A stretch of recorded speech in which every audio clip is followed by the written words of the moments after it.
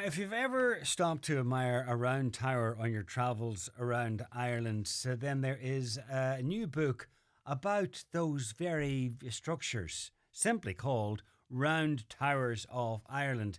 And it is compiled by Christiaan Corlett, who's an archaeologist with the National Monuments Service. And he's a prolific author because he's written and compiled and edited many books on archaeology, history, folklore, and even early photography. And Chris also has a love himself of photography, as is evident in the book with the pictures of round towers that feature. And joins me now actually on the line. So, Christiaan, good afternoon. Good afternoon, John. Can you hear me loud and clear? Absolutely, absolutely. Now, it's Great. Thanks for those kind words of introduction. not at all well deserved because it's your love of history and archaeology comes through in this book, and in many ways it's an unusual subject because round towers we sometimes, I suppose, our attention's drawn towards different structures around, and we're blessed with so many of them around. Whether they're ruins or fully formed structures or whatever around Ireland. But round towers are often overlooked, but fascinating in their own way. They are. I think they've become synonymous as one of the architectural contributions to the world because they're distinctly Irish. Now, the concept of building a bell tower beside a church is not uniquely Irish, of course. I mean, it was part of a whole European tradition. But the freestanding tower that we see in Ireland is very unusual and distinctive. There are others. I mean, the famous Leaning Tower of Pisa, of course, is a freestanding tower, and we have it's leaning not unlike Round Tower at Kilmacduagh in County Galway as well. But they definitely are seen as being peculiar Irish, and it's interesting that when we see other examples like them, there are two in Scotland and there's one on the Isle of Man. So of course they're very much in the Irish sphere of influence during this period. So they're that rare or that uniquely Irish. Yeah, absolutely. Yeah, and I just try to imagine myself what it must have been like going back, say, to around the year 1100, for argument's sake, when these started to become very popular around the country. What it must have been like at that time to walk up to somewhere like in Glendalough, for example, as you're approaching the valley, and to see this tower emerging in the landscape must have been absolutely spectacular, just considering how high and tall they were. Much bigger than anything that the local kings were building, although the local kings were very much involved in their construction and paying for them, of course. But the kings themselves, or indeed the queens, weren't building things on this scale.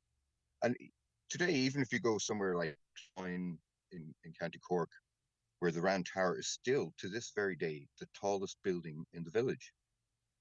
900 years later, it's remarkable. Yeah, there you go. And I suppose we also have to imagine the landscape as it would have been then.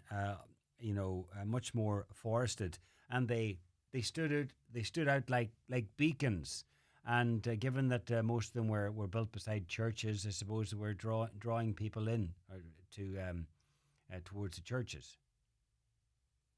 Yeah, I think you've touched on something very important there because they're very much connected with that idea of pilgrimage to some of these churches that were the more important churches, of course, and they depended a lot on pilgrimage. It was a status thing. It was a money generator as well for them, of course. And you can imagine somewhere if you're a pilgrim approaching Devonish Island, Lough Erne in Fermanagh on a boat and seeing this tower.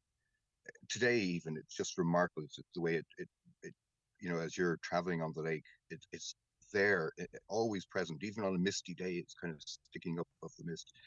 And they have such a presence in the landscape today, all these centuries later. It's remarkable. Funny you should mention Devonish because that's the nearest one that's featured in the book to us here in Donegal. Although we do have towers, round towers here in Donegal. There's one on Tory, and I know there's one down in my home parish, down in Brooklis, in the parish of Killatee, at the Church of St Joseph and St Connell. So I would have grown up seeing it every week. But you had to. There's something like 70 dotted around the country, but you couldn't get them all into the book, so you had to whittle it down to around the 40 mark. Yeah, page count, I'm afraid. Yeah. That's what dictated it really at the end of the day. Yeah, I would have liked to include Tory because Tory is an interesting one to visit today. Like so many on islands, you can imagine, again, a bit like on Devonish, which of course is on a lake, but if you're crossing the ocean to see this round tower in the distance as you're approaching it, it must be, well, still is a very impressive sight, of course. And Torrey is interesting because you can still see there more than on most towers, but on Torrey you can see these little holes around the circumference of the tower, and they belong actually to the timber scaffolding that the original builders used to construct the tower. Wow. And of course, that scaffolding is taken away, but the holes in which the wooden scaffolding was inserted are still there. And there's little facts about that, with most of the towers, because you give an outline, you give a bit of the history and a bit of an outline, and the unique facts about each tower, and they're all unique in their own way. And something that struck me as well, that most of them don't have any way up to the top. There's no stairs, and also no religious carvings that you might expect. Very few have religious carvings that you might expect. You're right. There are occasional ones. For example, one at Dunotmore in near Navan in County Meath has a crucifixion over the doorway. But those are the exception. They tend not to have carvings of religious nature, which is curious because they are very much religious structures. Um, they all would have had timber, wooden ladders, really, to go up and down the towers, up to different floors. And generally speaking, there were wooden floors as well. And of course, they're all gone. So today, if you look up some of those towers, it looks more like a chimney, Yeah. rather than a tower. And you kind of forget that there was the ladders, the wooden floors. There is evidence, in fact, that they were plastered on the inside.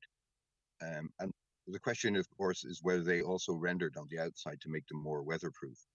But certainly, if you're getting plaster on the inside, that suggests that they may have been painted on the inside. So we may not necessarily have religious carvings, but could we be missing religious paintings, particularly at the very top, which is really where the bell was rung? Yeah. And did most of them have bells? Oh, they're all bell towers. Oh, They go by the Irish name Cligchock Bell House, really. okay. So that's first and foremost, they're designed as a bell tower. And But the actual bells from these towers, except for one from Glendalough in County Wicklow, otherwise none of them actually survive. But these would have been proper bells hung, not necessarily the scale of a modern bell, but that type of bell that would be rung with a rope, not the very old style kind of early Christian idea of a handbell that you would bring in your hand. okay. A lot of them too had raised entry. That would have been some sort of a fortification, or why was that? Well, that's the long held belief, isn't it? I think that's one that we've all learned in school, is that this idea of having such an elevated doorway makes it difficult to get into. The monks could all hide in there, close the door, and the burly Vikings or whoever couldn't get in. But I'm not sure that the burly Vikings would have been too worried about getting up to that doorway and knocking it down, or indeed setting big fire. And as they're a big chimney, I think it would have been a disastrous place to hide if you were under attack. This idea that also that there were a place for where somebody would actually give them the job to stand all day and watch out to see if there was any Vikings or anybody else coming to attack them. But of course, if that was the case, by the time you did see them, it was too late. So they're not really intended as lookout towers or places of refuge. They're bell towers, and they're very much connected with this idea of the importance of the church as that kind of body that connects us mere mortals to God. And that's also part of the reason why they're built so tall. They're a symbol or an emblem of that connectivity to the church, the role that the church plays in terms of the connection with God in heaven. Well, facts like that, and facts that are unique to each one, dotted throughout the book. And there's 46, I see, in total featured around Ireland. The book is simply called Round Towers of Ireland. Christiaan Corlett, thank you very much. Thank you.